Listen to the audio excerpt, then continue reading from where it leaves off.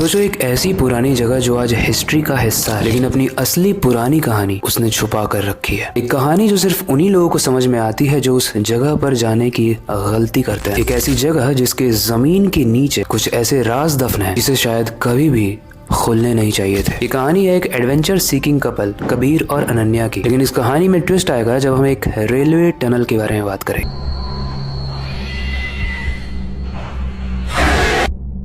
Guys, इस कहानी के कपल कबीर और अनन्या को पुराने एबंडेंट जगहों को एक्सप्लोर करने का बहुत शौक था। मतलब ऐसी जगहें जहाँ पर यूजुअली कोई जाता नहीं है बिकॉज वो बहुत पुरानी है, डरावनी दिखती है, उनकी कोई बैक स्टोरी है। लेकिन ये दोनों स्पेशली इन्हीं चीजों में इंटरेस्ट रखते थे। एक दिन कबीर ने अनन्या से कहा कि चलो कॉलेज की छुट्टियां भी हैं, कहीं बार घूमने चलते हैं। अनन्या भी एग्री कर देती है, लेकिन वो पूछती है कि किस जगह पर चलें। दोनों म्यूचुअली डिसाइड करते हैं कि उन्होंने एक जगह का नाम सुना है जिसका नाम है चंद्र घाटी। उस जगह पर एक पुराना रेलवे टनल था और वहाँ के लोकल्स कहते थे कि उस जगह पर एक बहुत ही भयानक हादसा हुआ था। ट्रेन एक्सीडेंट हुआ था जिसके बाद कोई भी वहाँ पर नहीं जाता है। तब से वहाँ जो भी जाता है उसका वापस आना मुश्किल हो जाता है। अब कबीर बहुत एक्साइटेड हो गया। उसने सोचा ये एक परफेक्ट एडवेंचर होगा। अनन्या शुरू में थोड़ी हिचकिचा रही थी क्योंकि इसने इस जगह के बारे में कभी ना कभी सुना था, लेकिन इवेंचुअली वो मान जाती है और दोनों चल पड़ते हैं। चंद्र घाटी पहुंचते ही उन्होंने देखा कि इस रेलवे टनल के आसपास सब कुछ बंजर था। टूटी हुई ब्रिज, बंद पड़ी गाड़ियां। और रास्ते में जब उस टनल के पास जा रहे थे तो एक लोकल पान वाले ने उन्हें वार्न भी किया था। ये टनल बहुत पुरानी है, इसमें हादसा भी हुआ है। पर दिक्कत वो नहीं है, दिक्कत वो है कि जो भी इस टनल में जाता है उसका दिमाग पूरे तरीके से बदल जाता है। लोग मानते हैं कि अंदर कोई शक्ति है जो लोगों को पागल कर देती है, इसलिए मत जाओ। लेकिन कबीर और अनन्या ने ऑब्वियसली इस बात को नजरअंदाज किया, हर स्टोरी के बेवकूफ हीरो की तरह। टनल के एंट्री पॉइंट पे वो जैसे ही पहुंचते हैं वो देखते हैं कि टनल के अंदर काफी अंधेरा है। जब वो टॉर्च ऑन करते हैं तो उन्हें टॉर्च लाइट के अलावा कुछ भी दिखाई नहीं दे रहा था। जैसे जैसे वो आगे बढ़ रहे थे उन्हें कुछ ऑकवर्ड तो लग रहा था, लेकिन कुछ समझ में नहीं आ रहा था। तभी अनन्या को खुसफुसाहट की आवाज आती है जो ये क्लियर था कि कबीर की नहीं थी। अनन्या उसने कबीर से पूछा, तुमने सुना? कबीर कहता है रिलैक्स करो, ये बस हवा का झोंका होगा। लेकिन कुछ ही देर के बाद उस रेलवे टनल से एक पुराने ट्रेन की बहुत तेज से हॉर्न की आवाज आती है। वो आवाज इतनी तेज थी कि कबीर और अनन्या पैनिक कर जाते हैं और वो जल्दी से उस टनल से बाहर भागने की कोशिश करते हैं, इधर उधर भागते हैं। बट एक्चुअली में टनल बिल्कुल खाली था।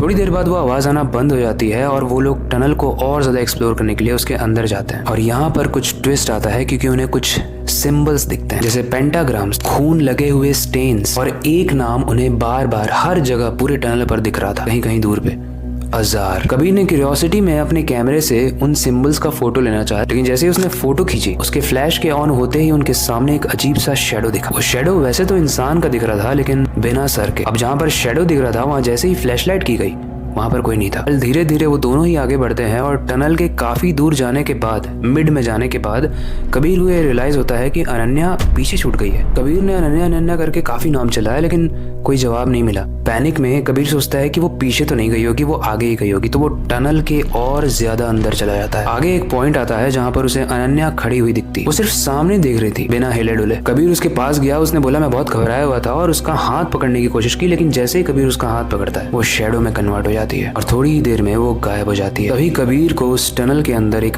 बहुत बड़ा काला साया दिखाई दिया जिसका न सर था न धड़ था। अगर कुछ था तो सिर्फ एक काला साया। कबीर काफी पैनिक हो जाता है और वो तुरंत वहां से भागता है। जैसे ही वो टनल को क्रॉस करके भाग रहा था उसे एक छोटा सा रूम दिखता है। उस रूम में एक पुरानी डायरी पड़ी हुई थी और वो डायरी एक पुराने ब्रिटिश इंजीनियर की थी। उस डायरी में लिखा था, मैंने ही ये टनल बनवाया है, लेकिन टनल बनवाते वक्त वहां पर एक ब्लास्ट हुआ जिसकी वजह से वहां के सारे मजदूर मारे गए। मैंने जब हायर ऑफिशियल्स को बोला तो उन सारे ही ऑफिसर्स ने बोला सड़ने दो इन वाहियात इंडियंस को। और यही रीजन है कि आज उस टनल पर काम भले ही हो चुका है बट आज भी वो टनल श्रापित है और उस टनल में उन सारे ही मजदूर लोगों की आत्माएं घूमती हैं जो एक शैडो के रूप में दिखती हैं, और जो भी उसमें जाता है वो वापस नहीं आता है। कबीर ने जैसे ही ये डायरी पढ़ी उसे समझ में आ गया कि शायद अनन्या भी अब एक शैडो बन चुकी है। वो निराश होते हुए उस टनल से बाहर निकल ही रहा था तभी उसे अनन्या फिर से दिखती है। जब वो उसे टच करता है तो अनन्या धीरे धीरे गायब हो जाती है और कबीर की आंखों में सिर्फ आंसू होते हैं। गाइस, अक्सर हम खुद भी और उन लोगों को भी जिनसे हम प्यार करते हैं या उनके साथ रिलेशन में होते हैं या हमारी फैमिली का कोई मेंबर या हमारा दोस्त, उन लोगों को ऐसी जगहों पर ले जाते हैं एक्सप्लोर करने के लिए ताकि हमें एक किक मिले। बट ये स्टोरी हमें यही बताती है कि ऐसी जगहों पर किक नहीं, लाइफ का पूरा पीस मिल जाता है। इसलिए इस स्टोरी की बेसिस पे तो हमें ऐसी जगहों पर जाना ही नहीं चाहिए, स्पेशली अगर हमें स्टोरी पता है ऑलरेडी जिसके लिए वो बदनाम है, तो जाने की क्या ज़रूरत है भाई।